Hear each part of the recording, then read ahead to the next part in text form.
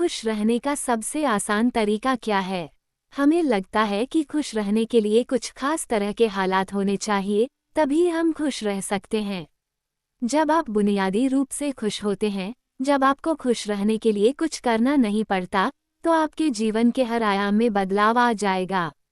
आपके अनुभवों में और खुद को व्यक्त करने के तरीकों में बदलाव आ जाएगा।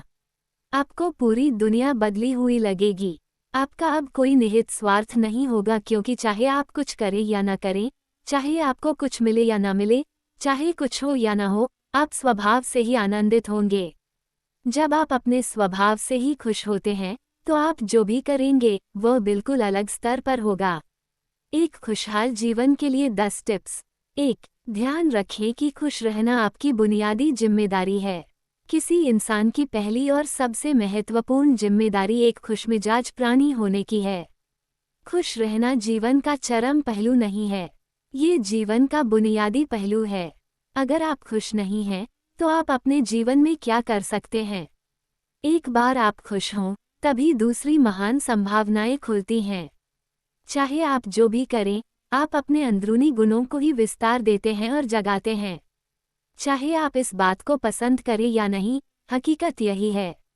जब तक कि कोई महत्वपूर्ण चीज़ आपके भीतर घटित नहीं होती, आप दुनिया के लिए कुछ बहुत महत्वपूर्ण नहीं कर सकते। इसलिए अगर आप दुनिया के बारे में चिंतित हैं, तो पहली चीज़ आपको ये करनी चाहिए कि खुद को एक खुशमिजाज प्राणी में रूपांतरित करें। 2. पहचाने कि खुशी आपकी मूल प्रकृति है। इससे कोई फर्क नहीं पड़ता कि आप अपने जीवन में क्या कर रहे हैं, चाहे वह कारोबार हो, सत्ता, शिक्षा या सेवा। आप ऐसा इसलिए कर रहे हैं क्योंकि आपके भीतर कहीं गहराई में एक भावना है कि इससे आपको खुशी मिलेगी। इस धरती पर हम जो कुछ भी करते हैं, वह खुश रहने की इच्छा से करते हैं, क्योंकि यह हमारी मूल प्रकृति है। जब आप बच्चे थे, तो आप यूं ही खुश थे। वही आपकी प्रकृति है। खुशी का स्रोत आपके भीतर है, आप उसे हमेशा के लिए एक जीवंत अनुभव बना सकते हैं। 3. चीजों का महत्व पहचानें। आज सुबह क्या आपने देखा कि सूर्य बहुत अद्भुत तरीके से उगा?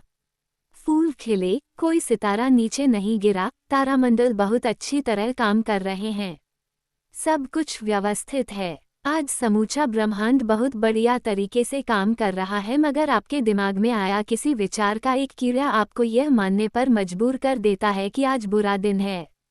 कष्ट मुख्य रूप से इसलिए होता है क्योंकि ज़्यादातर इंसान इस जीवन के प्रति सही नजरिया खो बैठे हैं। उनकी मनोवैज्ञानिक प्रक्रिया अस्तित्व की प्रक्रिया से कहीं बड़ी हो गई है, या सीधे सीधे कहें तो आपने अपनी रचना को सृष्टा की सृष्टि से कहीं अधिक महत्वपूर्ण बना दिया है। ये सारी पीड़ा का बुनियादी स्रोत है। हम इस बात की पूरी समझ खो बैठे हैं कि यहाँ जीवित रहने के क्या मायने हैं। आपके दिमाग में आया कोई विचार या आपके मन की कोई भावना फिलहाल आपके अनुभव की प्रकृति को तय करती है। और यह भी हो सकता है कि आपके विचार और भावना का आपके जीवन की सीमित हकीकत से कोई लेना देना न हो। पूरी सृष्टि बहुत बढ़िया तरीके से घटित हो रही है, मगर सिर्फ एक विचार या भावना सब कुछ नष्ट कर सकती है। 4. मन या दिमाग को उसके असली रूप में देखें।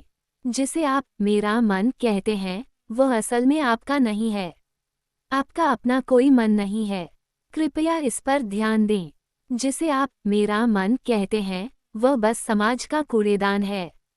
कोई भी और हर कोई जो आपके पास से गुजरता है, वह आपके दिमाग में कुछ न कुछ डाल जाता है। आप वाकई यह चुन नहीं सकते कि किससे आपको चीजें ग्रहण करनी हैं और किससे नहीं करनी। अगर आप कहते हैं मुझे यह व्यक्ति पसंद नहीं है, तो आप किसी भी और से ज्यादा उस इंसान से ग्रहण करेंगे।